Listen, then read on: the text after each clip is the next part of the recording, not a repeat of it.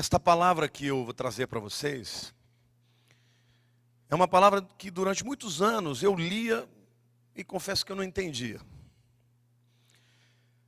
Mas os segredos de Deus são tão lindos, né? E como é maravilhoso quando o Espírito Santo revela para a gente. O Velho Testamento, ele aponta para Jesus. Aliás, se alguém me dissesse por que é importante estudar o Velho Testamento, eu diria porque o Velho Testamento é um mapa do tesouro. Porque ele vai nos mostrando, através de algumas pistas, o maior de todos os tesouros, que é Jesus Cristo. Então, quando a gente estuda o Velho Testamento, não é para trazer o judaísmo para dentro da igreja. Não. É simplesmente para mostrar como, desde os tempos antigos, Deus já estava apontando o único caminho que existe para a salvação da humanidade, que é Jesus. Amém? Então, hoje nós vamos falar, o tema da mensagem de hoje é o sacrifício da novilha vermelha. E esta mensagem vai falar, portanto, do nosso Senhor Jesus. Você pode também acompanhar aqui no telão. Disse mais o Senhor a Moisés e a Arão: este é o estatuto da lei que o Senhor ordenou, dizendo: dize aos filhos de Israel que te tragam uma novilha vermelha sem defeito, que não tenha mancha e sobre a qual não se tenha posto jugo. Entregá-la-eis a Eleazar, o sacerdote. Ele a tirará para fora do arraial e a imolarão diante dele. Eleazar, o sacerdote, tomará do sangue com o dedo e dele espargirá para a frente da tenda da revelação 7 vezes. Então, à vista dele, se queimará a novilha, tanto o couro e a carne, como o sangue e o excremento. E o sacerdote, tomando pau de cedro e sopo e carmesim, os lançará no meio do fogo que queima a novilha. Então o sacerdote lavará suas vestes e banhará o seu corpo em água. Depois entrará no arraial e o sacerdote será imundo até a tarde. Diga tarde. Também o que tiver queimado lavará suas vestes e banhará o seu corpo em água. E será imundo até a tarde. Diga até a tarde. E um homem limpo recolherá a cinza da novilha e a depositará fora do arraial num lugar limpo. E ficará ela guardada para a congregação dos filhos de Israel, para a água de purificação. É oferta pelo pecado. E o que recolher a cinza da novilha, lavará suas vestes e será imundo até a tarde. Diga, até a tarde. Isto será por estatuto perpétuo aos filhos de Israel e ao estrangeiro que peregrina entre eles. Aquele que tocar o cadáver de algum homem será imundo 7 dias. Ao terceiro dia, diga terceiro dia, o mesmo se purificará com aquela água.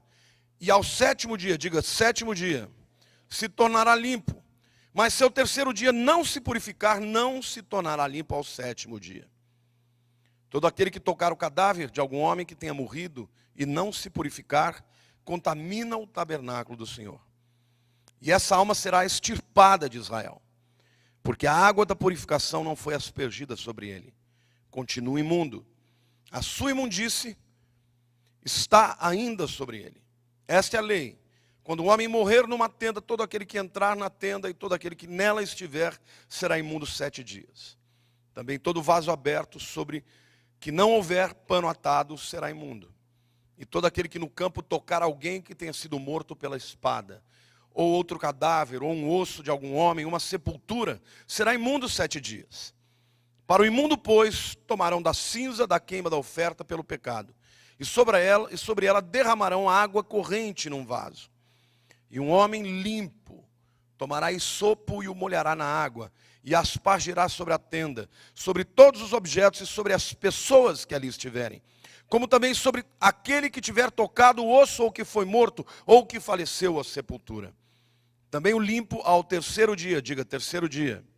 E ao 7º dia, diga 7º dia. O espargirá sobre o imundo, e ao 7º dia o purificará. E o que era imundo lavará suas vestes, e se banhará em água, e à tarde será limpo. Queridos, o povo de Israel receber uma ordem expressa de Deus. 3 vezes ao ano, eles deveriam fazer uma peregrinação para Jerusalém. Não importa onde eles estivessem, 3 datas eles teriam que estar em Jerusalém. Pentecostes, primeiro Páscoa, depois Pentecostes e por último Tabernáculo. E eles vinham de todas as tribos, de todas as regiões de Israel. Mas eles tinham um problema. Como é que eles entrariam na região do templo, que era um lugar santo? Eles precisavam ser purificados. Então Deus deu uma orientação de como o processo de purificação aconteceria. Havia um tipo de novilha, uma novilha vermelha, muito rara. Ela era criada dentro das dimensões do templo. Ela nunca saía para fora. E estas novilhas, elas tinham que ser perfeitas. Totalmente vermelhas. Não podia ter um pelo de outra cor. Não podia ter uma mancha. Não podia ter um ossinho quebrado. Não podia ter um chifre torto. Essa novilha, se ela fosse perfeita dessa forma, ela era então levada pelo sacerdote para fora do arraial, ou seja, para fora do lugar onde estava a cerca do templo. Na época do tabernáculo, uma cerca. Na época do templo, já as muralhas. E na época de Jesus, esse lugar era o Monte das Oliveiras. E lá, as pessoas faziam uma pira, botavam fogo, e à presença do sacerdote, eles matavam aquela novilha e a colocavam no fogo. E ali ela ficava sendo queimada e o fogo ia abrasando de tal maneira que explodia por dentro, para fora, as entranhas. E até quando saíam as entranhas e o excremento do animal, naquela hora o sacerdote pegava um pau de cedro e também um galho de um arbusto muito comum no deserto, muito simples, chamado isopo, que era extremamente resistente ao calor e ao fogo, e empurrava para dentro do fogo aquilo que havia sobrado. Porque o objetivo era que aquela novilha fosse queimada e que sobrasse somente cinzas.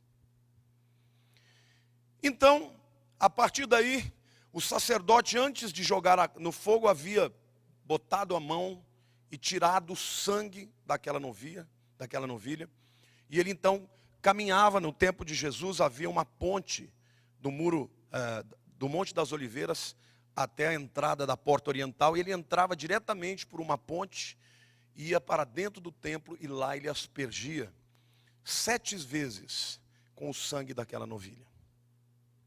E o que acontecia? A partir do 3º dia, as pessoas podiam começar a ser aspergidas. Ele misturava a cinza com água corrente. Um vaso ficava lá no Monte das Oliveiras. E o restante da cinza era distribuído em 24 vasos. Para cada vaso, uma ordem sacerdotal. Todo judeu que fosse entrar na área do templo tinha que receber a aspersão daquela substância, da água com a cinza. E a Bíblia diz que eles recebiam no 3º dia e depois no 7º dia. E somente no 7º dia é que eles se tornavam purificados. Agora, o que isso tem a ver conosco? O que isso tem a ver com Jesus? Eu quero mostrar para vocês como este sacrifício da novilha vermelha diz respeito totalmente a Jesus. É interessante quando você lê os rabinos falando a respeito disso, eles dizem que este é um sacrifício que ninguém compreende, que nem Salomão entendeu. Mas quando eles se convertem, o Espírito Santo revela. E aí eles passam a entender que este sacrifício tão importante de purificação aponta para a única pessoa que pode nos purificar os pecados, Jesus.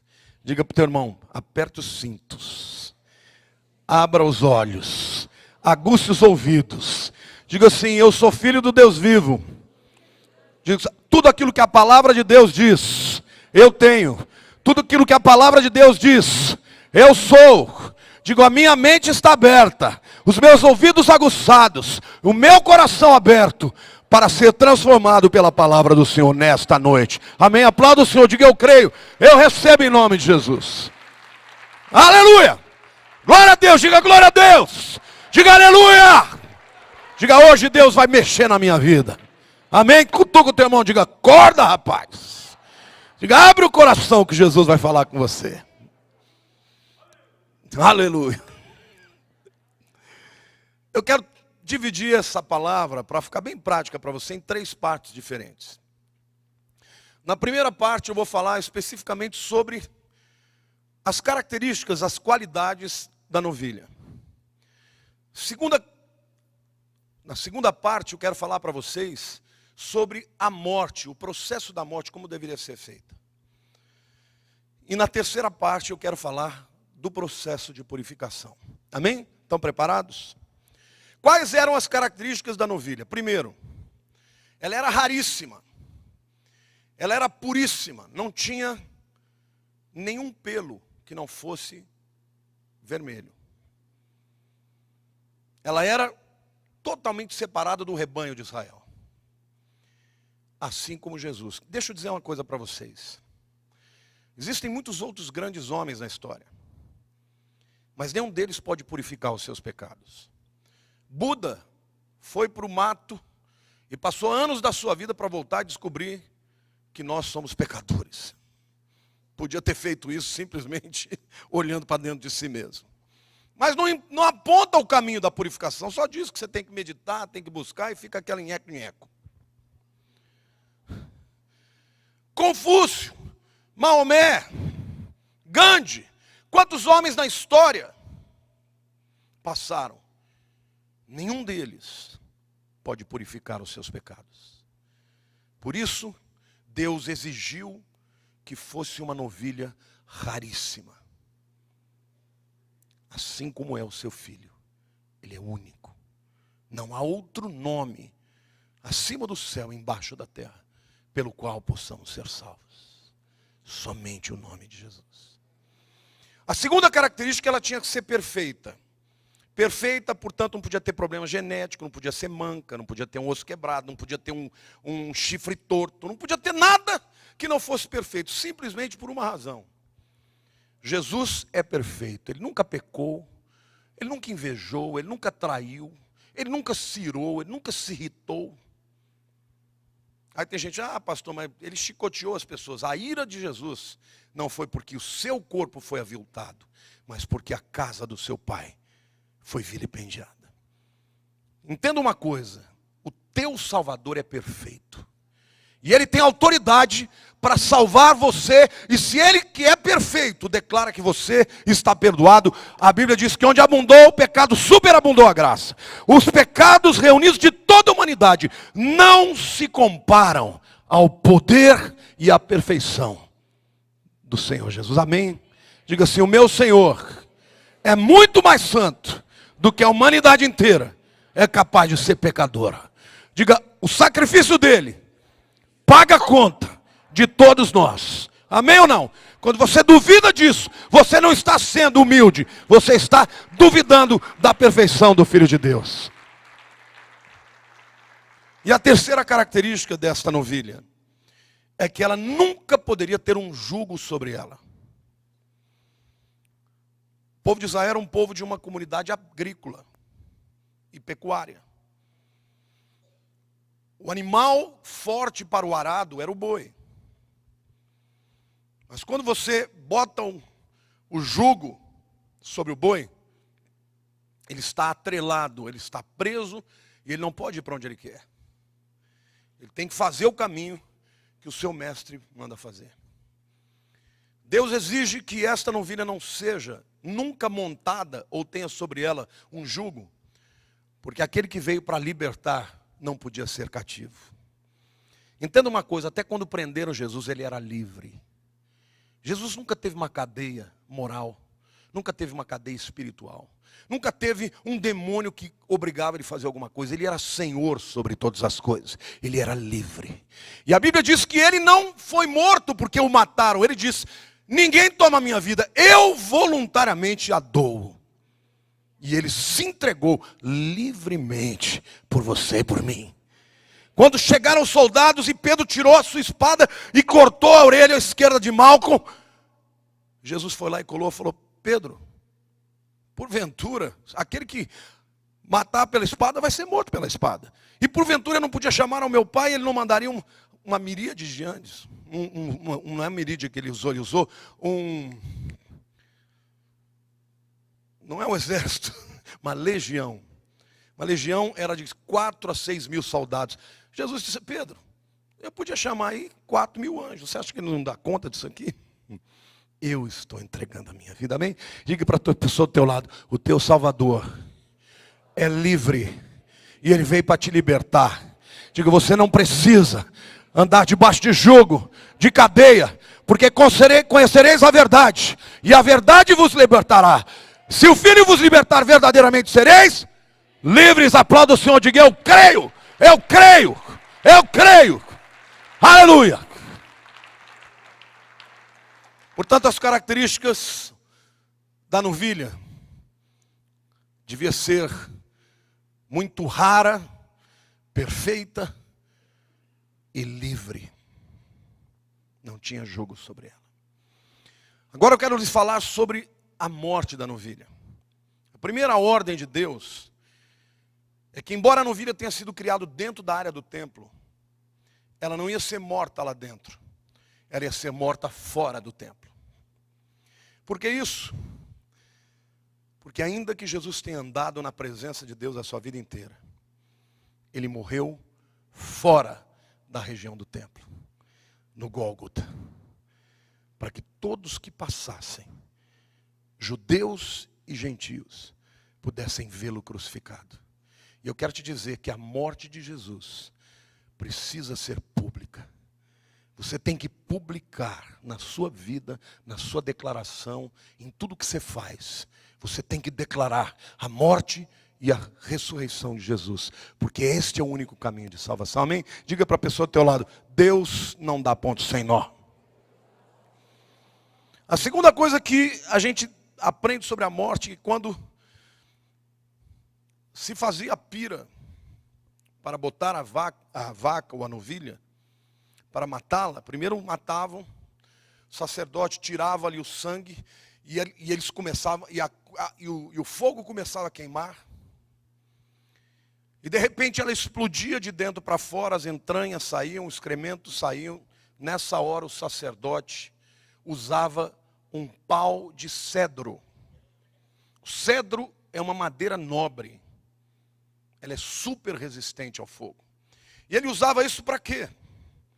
Porque com isso, tudo aquilo que havia saído de dentro da novilha tinha que ser colocado de novo no fogo. E o sacerdote, portanto, usava um pau de cedro e um galho de isopo, que também era um arbusto muito simples, menor, a vegetação mais rasteira que tem. O dia que vocês forem comigo em Israel, eu vou mostrar para vocês o que é o isopo. E ele também tinha a característica de aguentar o calor. Então, ele empurrava as coisas que tinham explodido e que estavam fora do fogo e que deveriam ser consumidas até virar cinza. O pau de cedro que empurra o sacrificado para o fogo do juízo é a cruz. O isopo fala da humildade de Jesus, que voluntariamente foi para dentro do juízo, quando ele podia sair dele. Podia sair porque nunca pecou. E o juízo que ele recebeu não era dele, era meu e seu. Mas ele não desistiu e foi até o fim, para que você e eu pudéssemos ser purificados. Você quer a prova disso? Lá no Salmo 51, quando o salmista está contando do sentimento de culpa que ele está tendo, porque traiu o seu amigo Urias, porque mandou para a batalha para que morresse, porque o traiu com a sua esposa, gerou um filho nela, Betseba. Nessa hora, Davi está se sentindo absolutamente culpado. E no meio desta culpa, ele faz uma oração. Salmo 51, versículo 7 diz: purifica-me com isopo e ficarei limpo. lava-me e ficarei mais alvo do que a neve. Diga para a pessoa do teu lado, não importa o tamanho do seu pecado, Jesus é o único que pode purificar os seus pecados. Diga, e Ele o fez, indo para o fogo do juízo, para que você não tenha que passar pelo juízo de Deus. Amém? Você pode aplaudir o Senhor e dizer glória a Deus. É assim que Deus trata conosco.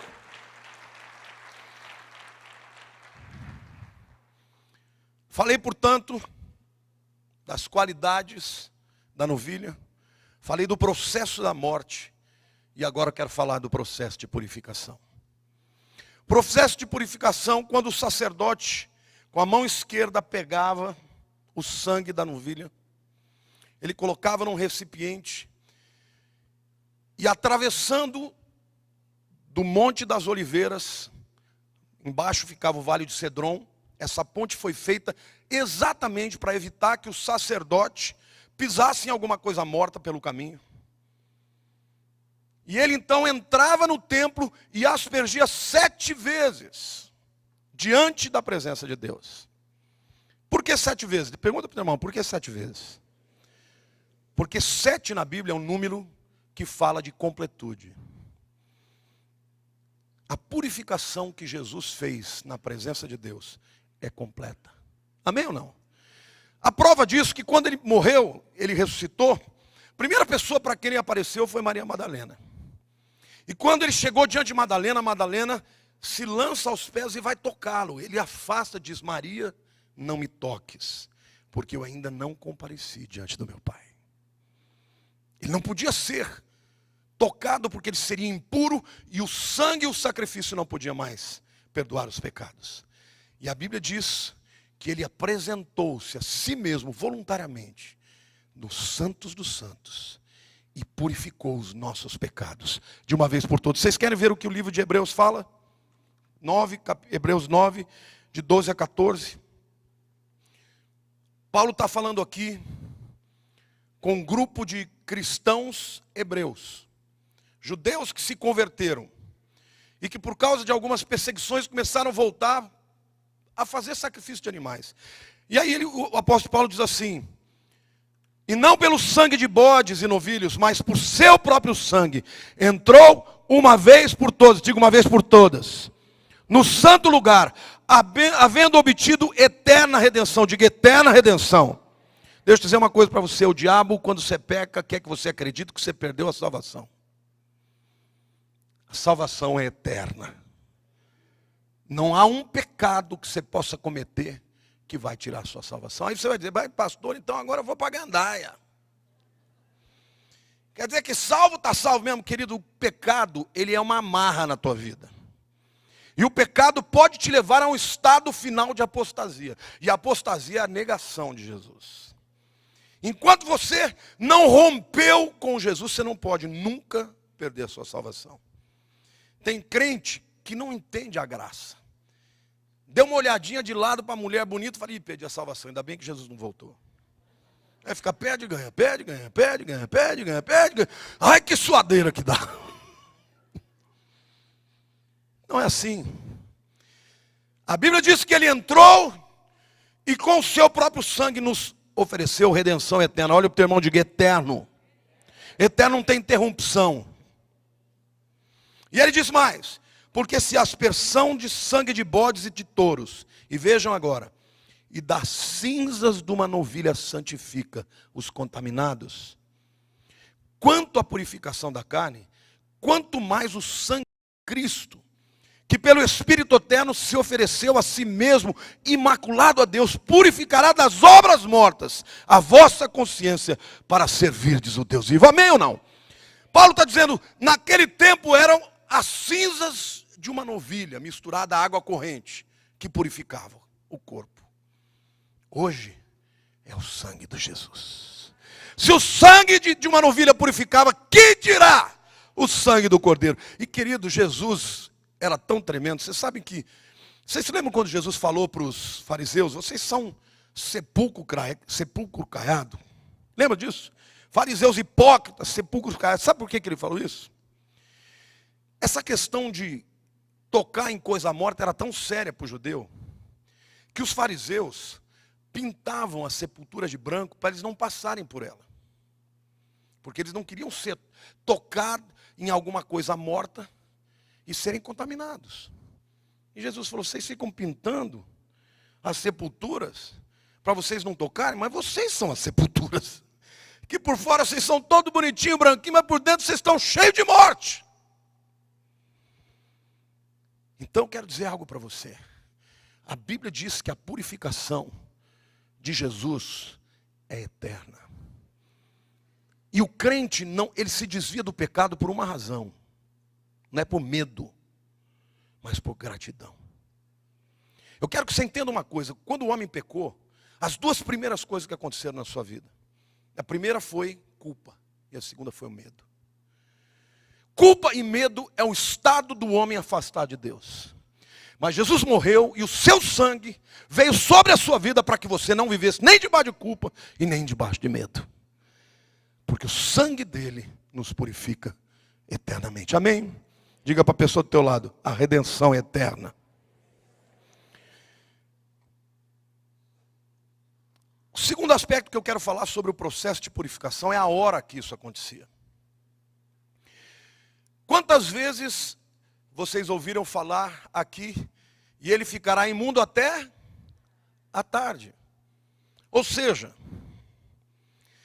ele recebia a purificação, aquela cinza misturada à água, mas somente à tarde ele era purificado. Por que isso? Porque para o judeu, o conceito do judeu é o seguinte: a tarde é o final do dia.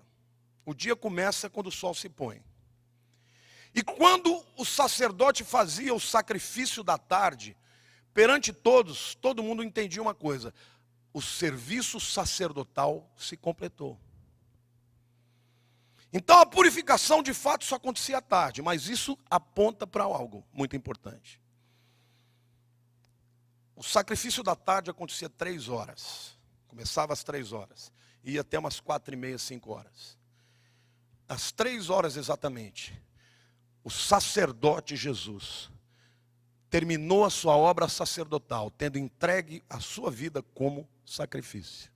E completou a obra. Amém ou não? Então diga assim, a purificação começa com a aspersão do sangue na presença de Deus. Diz o próximo passo começa no 3º e no 7º dia. E aqui a gente vai ver algo muito importante também. Dentro do processo de purificação, eu vou ler de novo os versículos 8 e 19. Eu não sei se vocês notaram quando eu li da primeira vez.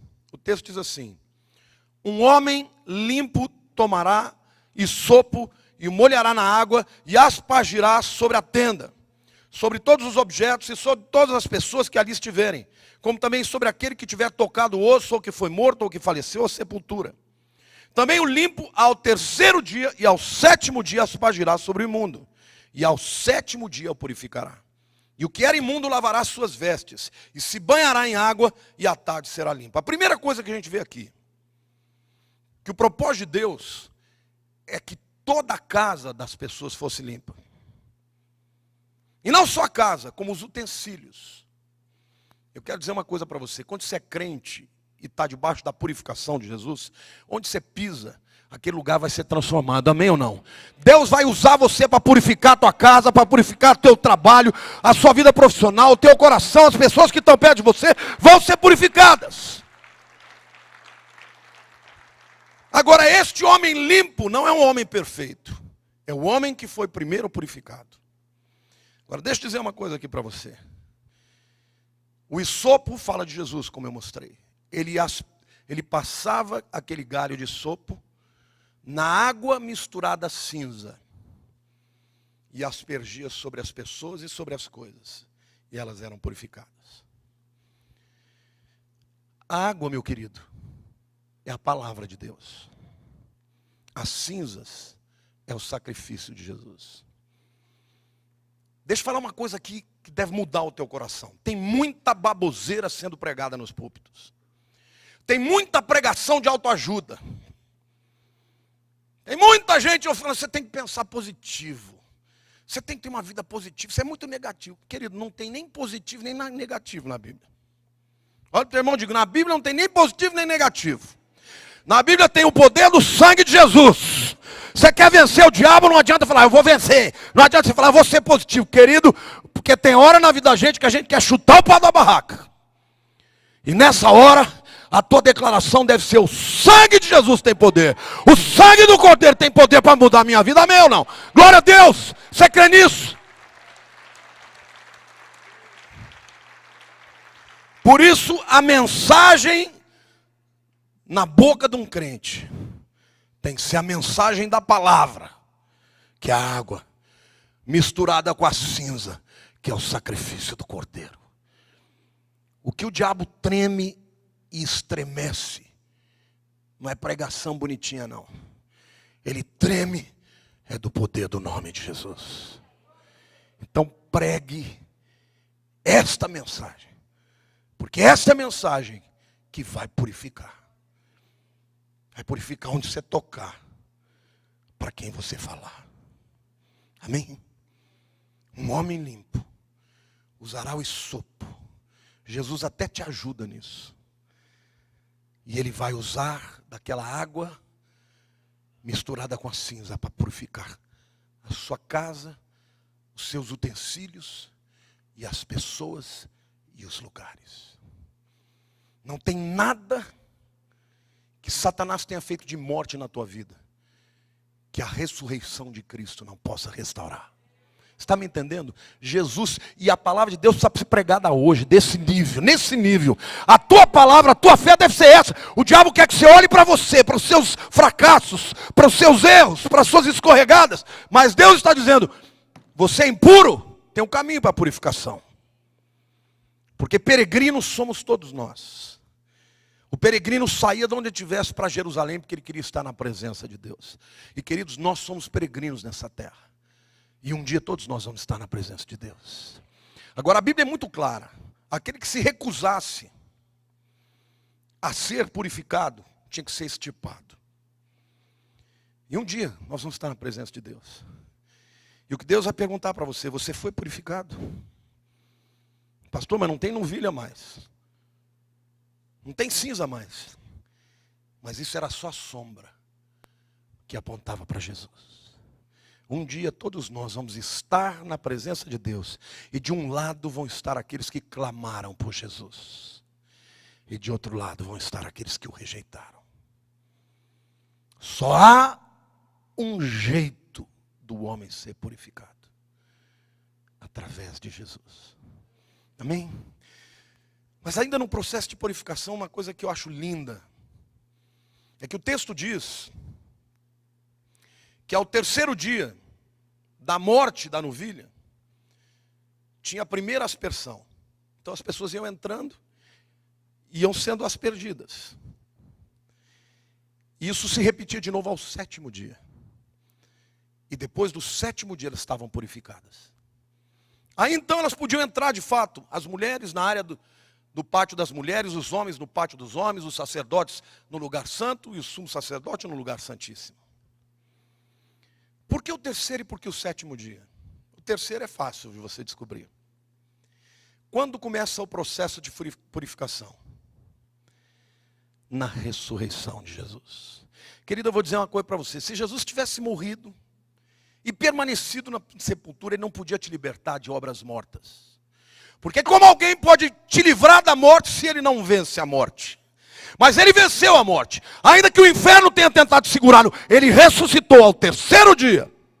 E ali então começa o processo de purificação na vida do crente. A partir da ressurreição de Jesus, as pessoas saíram dizendo, ele ressuscitou. Alguns diziam, não é possível. Outros diziam, mas eu vi. E esta pregação já era a água misturada a cinza. A palavra do evangelho sendo pregada, começando a renovar a vida de todos aqueles que ouviam e eram transformados e eram salvos no momento que criam. Amém ou não? Glória a Deus, começou tudo com a ressurreição. O diabo odeia que Jesus tenha ressuscitado, porque a ressurreição é a prova da vitória contra a morte. Amém? Diga para a pessoa, pode aplaudir. Glorifique o nome de Jesus, porque é tremenda essa revelação.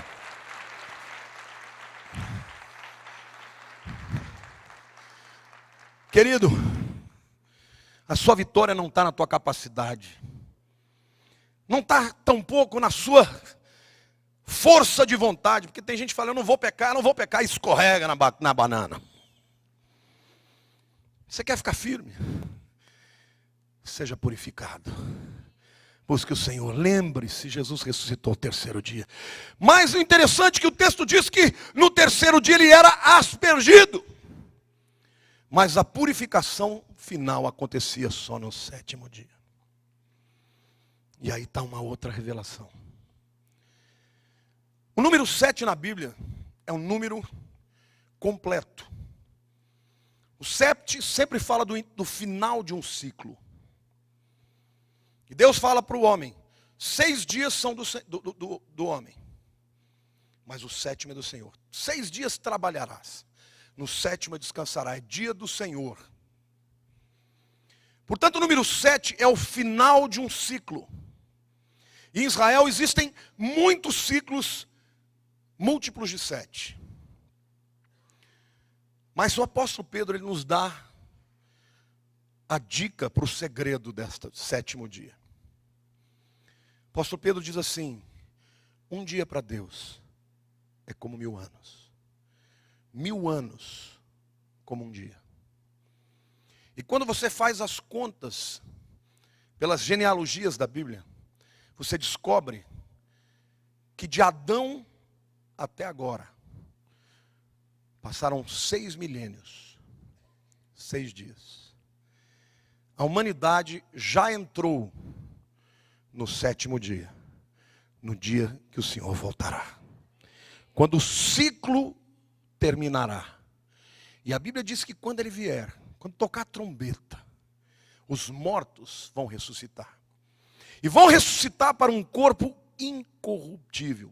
Porque hoje, meu querido, a Bíblia diz que você já foi salvo da condenação do pecado. Olha para a pessoa do teu lado e diz assim, você já foi salvo da condenação do pecado.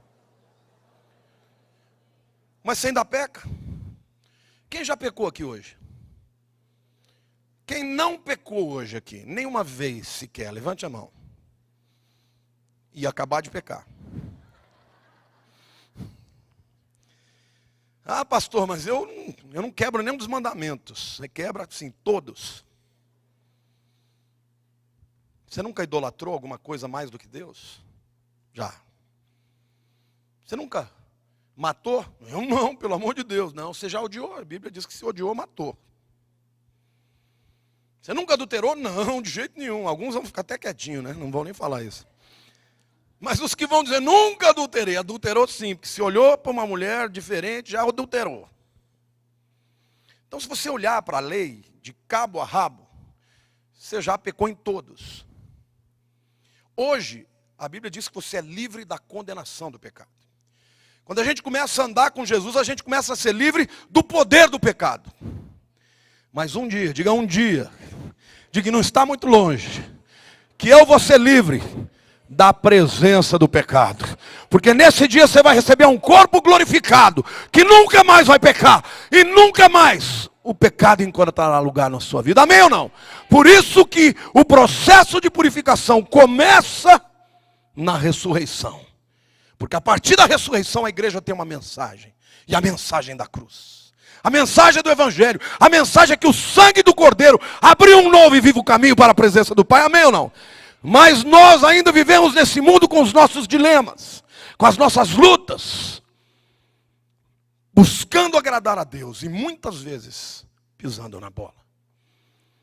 Mas a nossa certeza é que na volta do Senhor, no sétimo dia, eu e você vamos ter um novo corpo e nunca mais o pecado nos assediará. Não é lindo? O sacrifício da novilha vermelha fala de Jesus.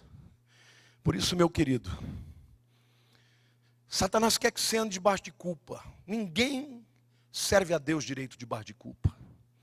Ninguém serve a Deus direito debaixo de medo. Quando Paulo fala aos Gálatas, ele diz assim: eu me admiro como vocês tão rapidamente deixaram o evangelho da graça para um outro evangelho. E tem muita gente que pensa: não, vou pregar sobre a graça. Querido, graça não é um tema do evangelho, graça é o evangelho. Diga para o teu irmão do lado, diga: graça não é um tema do evangelho. Diz: graça é o evangelho. E a graça de Deus é que nós, pecadores que merecemos o juízo, temos a honra, a graça e a misericórdia por causa do seu Filho justo que morreu no nosso lugar. Amém ou não?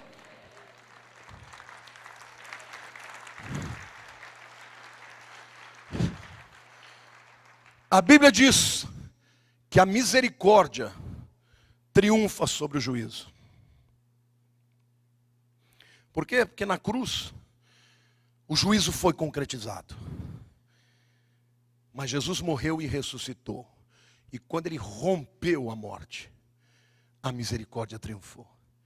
E é por isso que no Velho Testamento, Lamentações diz: as misericórdias do Senhor são a causa de não sermos consumidos. Porque elas se renovam a cada manhã. Como é que elas se renovavam? Todos os dias o sacerdote tinha que fazer sacrifícios. Hoje, ela não precisa mais se renovar.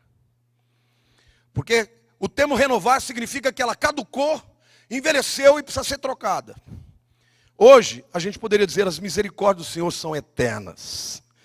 Aliás, a Bíblia diz: a misericórdia do Senhor é de eternidade em eternidade. Não precisa se renovar, porque ela é plena, definitiva e eterna. O que você e eu precisamos, simplesmente, é sermos aspergidos pela palavra da cruz, pela palavra de perdão, para que possamos então entrar na presença de Deus. Não mais nos pátios, não no pátio externo das mulheres, não no pátio interior dos homens, não na escada dos sacerdotes e nem no lugar santo, mas no novo e vivo lugar, nos santos dos santos. Hoje, quando o crente fecha os olhos e diz: Senhor, eis-me aqui, você está na sala do trono. Amém? Feche seus olhos, querido.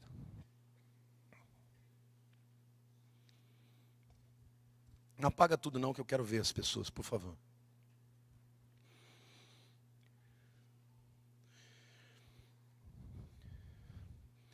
Não há nenhum outro caminho, não há nenhum outro nome pelo qual você pode ser salvo. O único nome que pode purificar é o nome de Jesus. O apóstolo Paulo teve essa revelação. E ele estava tão cheio do Espírito quando ele disse: porque eu estou bem certo de que nem o passado, nem o presente, nem o futuro, nem principados, nem potestades, nem qualquer criatura, nem fome, nem nudez, nem espada, nem a morte, nem a vida, pode nos separar do amor de Deus que está em Cristo Jesus. A nossa mensagem é a mensagem da cruz, mas a nossa mensagem é a mensagem da ressurreição.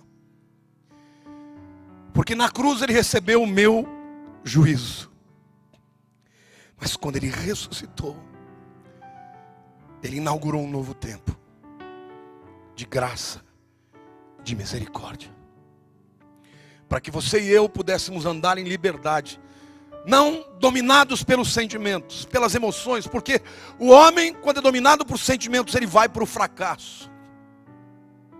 Porque uma hora sentimos, outra hora não. Mas quando nós somos aspergidos pela palavra da verdade, a palavra que está misturada à verdade do sacrifício absoluto de Jesus, você pode olhar para trás e dizer: o passado está sepultado. Quem está em Cristo é nova criatura. As coisas velhas já passaram, eis que tudo se fez novo. O Senhor te chama hoje para andar em novidade de vida, para andar no caminho da verdade e para ser o homem limpo que vai ser usado para purificar a sua casa, tudo que é teu, o seu trabalho, as pessoas que estão perto de você, para que todos que estejam perto de você saibam que você era pecador, mas hoje anda com Jesus. Eu quero orar por você que veio aqui hoje, que talvez tenha entrado aqui com um vazio na alma, e que nunca ouviu uma palavra que traga esperança, que tire o peso dos seus ombros. E o Senhor me manda te dizer hoje, querido, Jesus morreu por você, para que você possa ser purificado e livre de toda condenação. Se você quer hoje que essa purificação alcance você, basta recebê-lo como seu Salvador. Não é uma religião, religião é coisa de homens, instituição, cheio de usos e costumes, podes e não podes. A religião afasta o homem da glória de Deus, mas o Evangelho liberta. Se você hoje quer entregar a tua vida para Jesus, é uma entrega sincera da alma e do coração.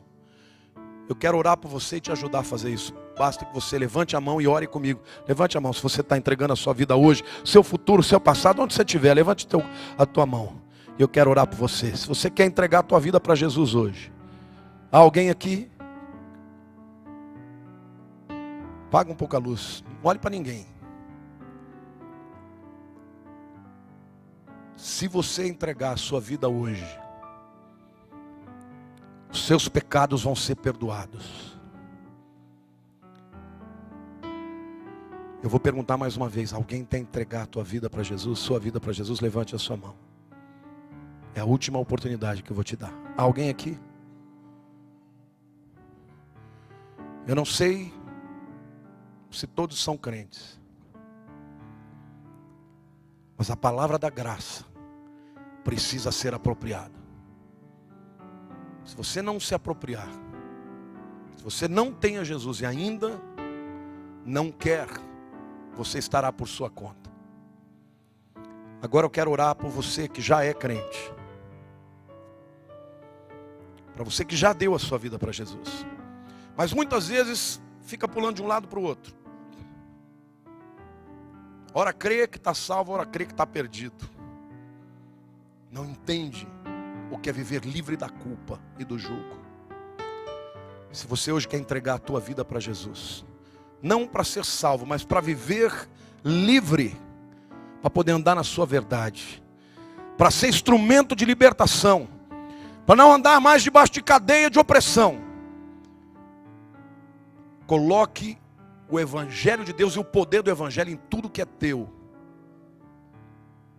na tua casa, nos teus utensílios, naquilo que é seu trabalho, sua vida profissional. Eu quero que você possa entregar hoje aquilo que te traz temor e medo, culpa, tristeza, angústia, ansiedade. Quero que você fique de pé no teu lugar para ser purificado em nome de Jesus.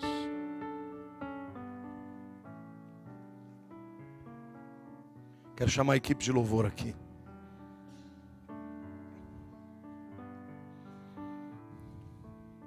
Feche seus olhos. Esse é um momento seu com o Senhor. Eu quero que você possa pensar nesse momento na cruz.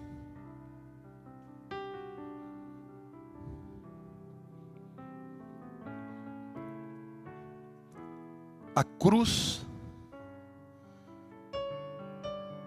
é o seu caminho de saída e de liberdade. Põe a mão no seu coração e diga: Senhor meu Deus, eu sou peregrino nesta vida e eu estou caminhando para te encontrar. Purifica-me, Senhor. Purifica minha alma. Purifica o meu corpo. Purifica os meus sentimentos. Purifica os meus sonhos. Purifica os meus projetos. Purifica a minha família. Purifica os meus lábios, as minhas palavras.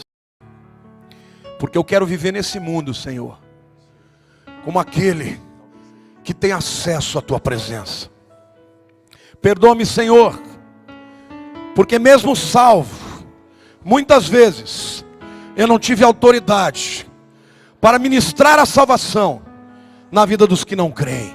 Mas hoje eu me rendo ao Senhor e eu declaro que vou andar nos teus caminhos, não por medo, mas por gratidão, não por culpa, mas com alegria, porque não há outro pelo qual eu possa ser salvo.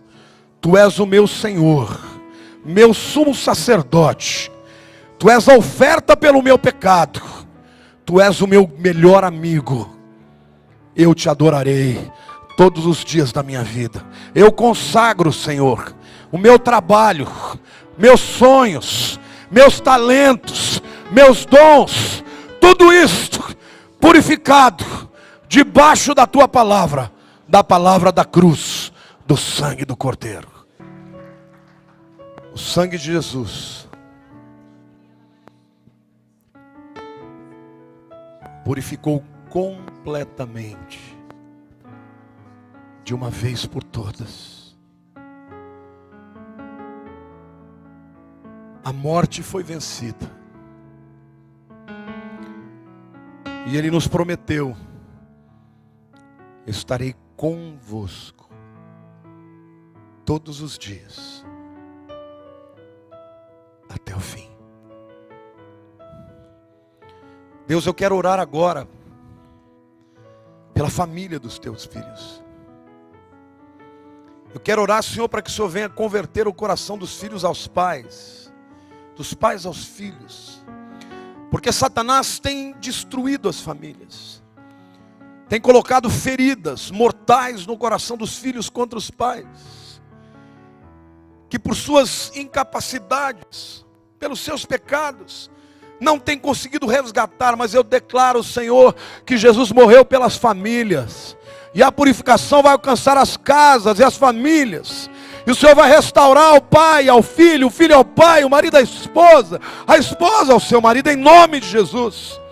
Senhor, antes que tu venhas, vai haver um grande avivamento sobre a tua igreja. Um avivamento, Senhor, que vai fazer com que os corações dos homens voltem a estar cheios do fogo, do amor, da paixão, da glória pelo Senhor e Salvador. Senhor, eu profetizo agora a palavra da cruz para libertar o cativo. Querido, agora eu profetizo, eu declaro que toda a cadeia na tua vida está caindo em nome de Jesus. Eu declaro ser livre em nome de Jesus. Diga: eu recebo. Diga: a libertação do Senhor.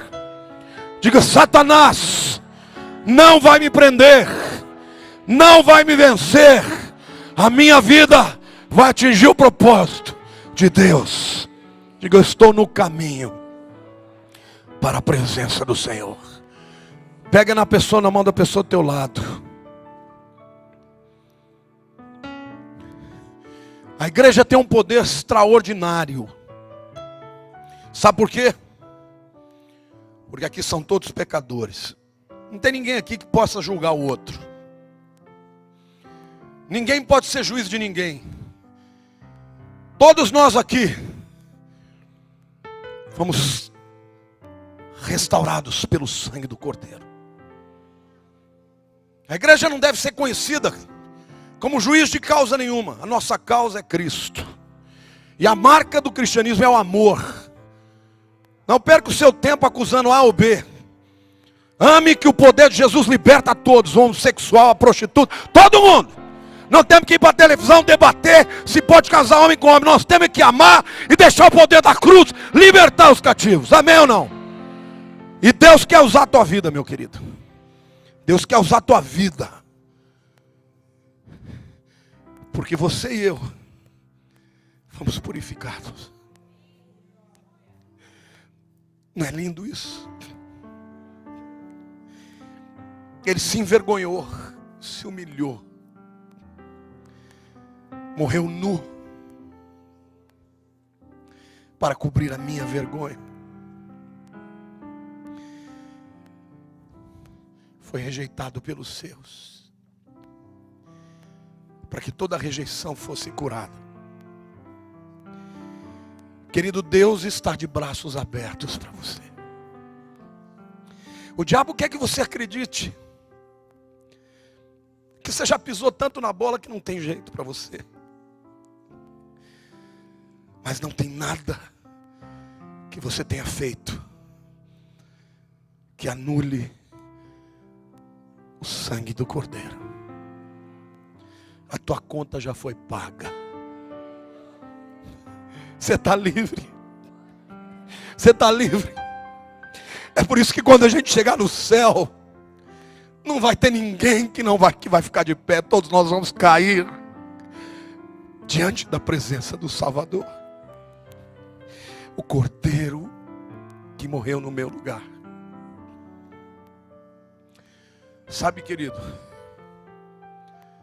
essa novilha, ela era criada com os filhos dos sacerdotes, desde pequenininha. Elas eram tratadas como membro da família. Por isso, quando o sacerdote saía da casa em direção ao lugar onde havia o sacrifício, não tinha nenhuma canga nela. Ela ia seguindo, sem saber que o final daquela caminhada era a morte. Mas Jesus não. Ele foi voluntariamente, por você e por mim. Sabe qual a melhor maneira de você glorificar Deus? É entendendo a força do seu perdão. Por pior que tenha sido o teu pecado, a Bíblia diz: aquele que muito foi perdoado, muito ama. No tempo em que a misericórdia prevalece sobre o juízo, os pecadores perdoados amam. Sabe o que Deus espera de nós? Que a gente ame tanto o pecador, que não faça diferença entre receber uma prostituta, um homossexual, ou um riquinho engomadinho. São todos pecadores que vão para o mesmo lugar. Se você não sentiu o amor de Deus por você, como é que você vai partilhar com outro? Não se torne um fariseu. Os fariseus exigiram de Jesus que ele apedrejasse a mulher. E ele a perdoa. A mensagem que purifica não é a mensagem da condenação. A mensagem que purifica é a mensagem da cruz. E na cruz, meu querido, você e eu estamos no mesmo patamar. Nenhum de nós é digno. O discípulo que mais sentiu o amor de Jesus, o apóstolo João, quando ele teve a visão do trono e foi visto um livro com o destino da humanidade, selado por dentro e por fora, uma voz clamou: quem é digno de abrir? Abrir os rolos significa quem é digno de determinar o futuro da humanidade. E todos se calaram. E João começou a chorar, porque não havia ninguém digno. Mas quando ele estava chorando muito, uma voz disse para ele: não chores. O leão da tribo de Judá, o cordeiro que foi morto, é digno. E quando entrou o leão da tribo de Judá, ele não viu o leão, mas viu um cordeiro ensanguentado. Por isso que lá no céu nós vamos cantar: santo, santo, santo é o Cordeiro. Ame o seu irmão, ame de verdade, perdoe os seus pecados, ande a segunda milha, dê a ele uma oportunidade, porque é isso que Jesus faz por nós. Esse é o grande avivamento. O avivamento, as pessoas se quebrantam porque sabem que não são dignas. mas que foram dignificadas. Eu quero orar por cada um, Senhor, para que neste mundo de trevas nós sejamos a luz, para que este mundo de ódio nós sejamos o amor, para que neste mundo de desespero nós tenhamos a esperança. Senhor, ajuda-nos, porque nós somos todos peregrinos e pecadores, mas que fomos purificados por esta palavra, por esta água corrente viva que é o Evangelho, misturado ao sacrifício do Teu Filho.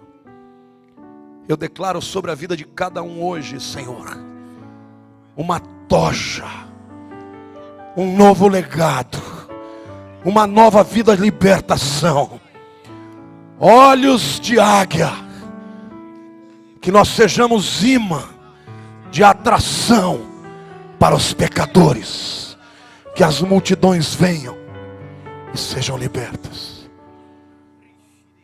e que a graça maravilhosa do nosso Senhor e Salvador, que o amor completo do Pai Celeste e todas as consolações do Espírito Santo entre nos corações e nos leve firmes até aquele dia quando seremos revestidos de um novo corpo. Amém. Que Deus te abençoe, te dê uma grande semana em nome de Jesus.